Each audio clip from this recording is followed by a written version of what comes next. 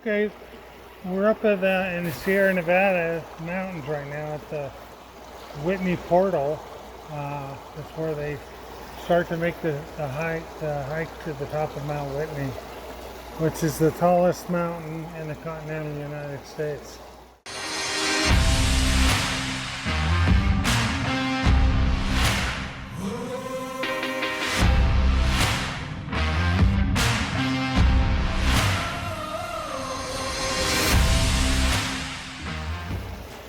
You know, as I try to teach plants to people, I ask them what kind of a tree that is. And if it's an evergreen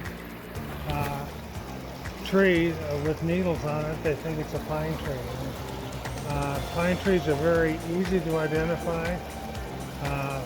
The specific type of pine might be a little bit harder, but it's easy to identify a pine from all other types of conifers.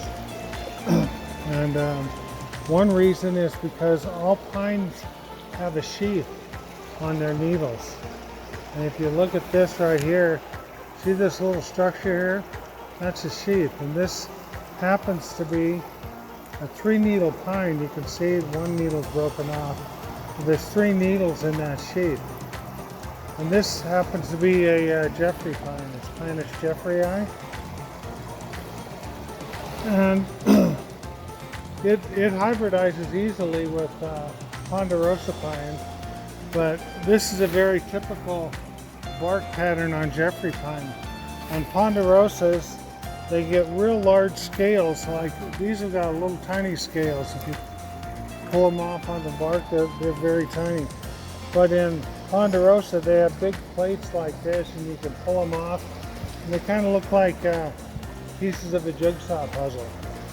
So another thing about Jeffery Pine is you can stick your nose inside the crevice of the bark there and smell, and it smells like vanilla. And it's the only pine that smells like vanilla. So all Jeffery Pines are 3-needle pines, and Ponderosas happen to be 3-needle pines too. They're also grouped in a series of pines called the yellow pine. This is a typical pine cone, but everyone would call this a pine cone, and all conifers have a pine cone. So a sequoia will have a sequoia cone technically, but people still call it a pine cone. Jeffery pines are easy to identify compared to Ponderosas because typically they're larger, and you can see these little points at the end of the scales. The little points, and they all point straight down. On the Ponderosa pine, these little points stick out. So if you go like this and the points don't stick you, you know it's a Jeffery pine. But if you go like that and the little points are quick into your hand, you know it's a Ponderosa. So you can remember that by just a little saying, it's a gentle Jeffery or a prickly Ponderosa. Both of them are 3-needle pines. As we get into different forests with different types of pines, I'm going to take different types of needles and cones and lay them out next to each other so you can all see the difference in the needles and the cones. This happens to be a female cone. The male cones are born before these, and they look like little Cheetos in a way. They're little, thin little things, and yeah, that's one right there. Okay, this is a male cone from the Jeffery Pine. And these, in the spring, if you just rub it like that, there'll be tons of yellow pollen come off it. And sometimes the pollen will coat cars and ponds and stuff like that, or lakes. You'll see a bunch of pollen blown by the wind into one section. But the pollen is actually edible if you take the time to collect it. And it's high in protein, and you can use it as a flour substitute, as a thickener for soups and chili and stuff like that. And so that's what the male cone looks like. So all pine trees have got two types of cones. They have a male cone and a female cone. The same thing with other types of conifers too. And the conifers are all lumped in a category called gymnosperms, which means cone bearing. And so because they're different from the angiosperms in that pine trees, all the cone bearing plants are not flowering. They have male and female parts, but they're not flowers. They don't have the flower parts of an angiosperm, such as a petunia or a marigold or a sunflower. They all have flower parts and stuff. These only have cones without flowers. So they have edible seeds. The seeds in the Jeffery Pine are very small and they're kind of not worth collecting, but pinyon seeds, coulter pine, and sugar pine all have large seeds. Italian stone pine is a large seed too. But all pine seeds are edible, and they're born in between these scales. When the cones are green and closed, you have to heat them, and the seeds are born down in here inside. And as they open up, then the seed will fall out. So the seed is edible, the pollen is edible, and in emergency situations, you can actually strip the bark and eat the cambium layer too. That's edible. It's kind of sweet, depends on which. It's nutritious. It doesn't,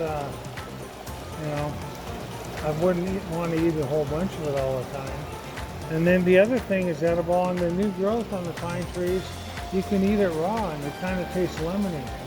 And or you can make a pine needle tea. You can take the needles of the pine tree, steep them in water for a while and drink the tea, and it's high in vitamin C, so it's nutritious for you too.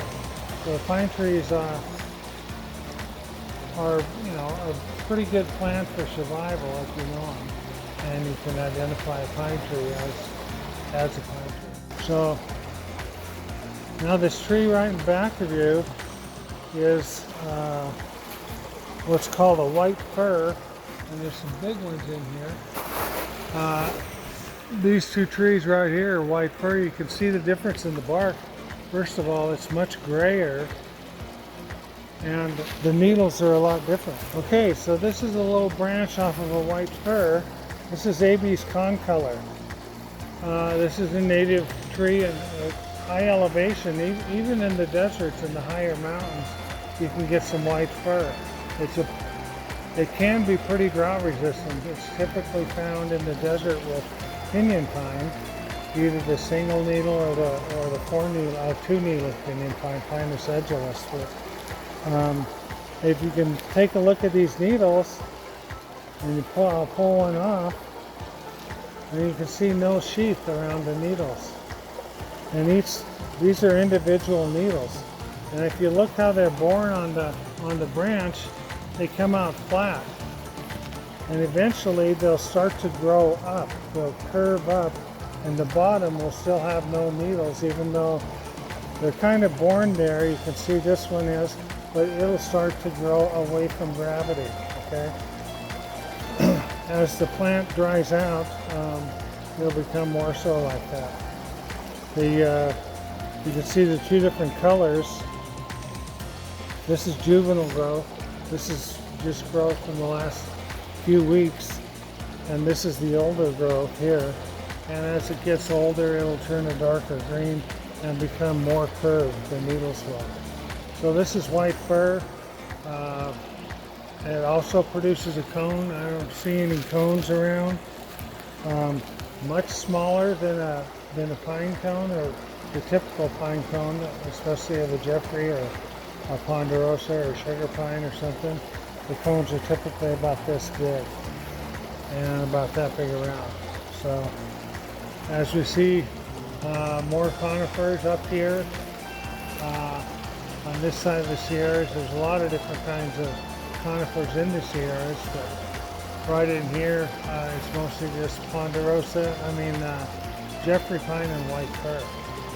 So as we grow There's exceptional. I'm looking at a Jeffery Pine up there, and the trees are so healthy here because they get plenty of water. There's no air pollution. The trees are just incredibly healthy. If I could get up, climbing these trees about 50 feet and then go out on the end of the branches, I can grab a branch and show you how many years of needles that they're holding. And it looks like from here they're holding about maybe 7 years of pine needles, which is incredible. If it holds 5 years, 4 or 5 years, that's still a pretty healthy tree.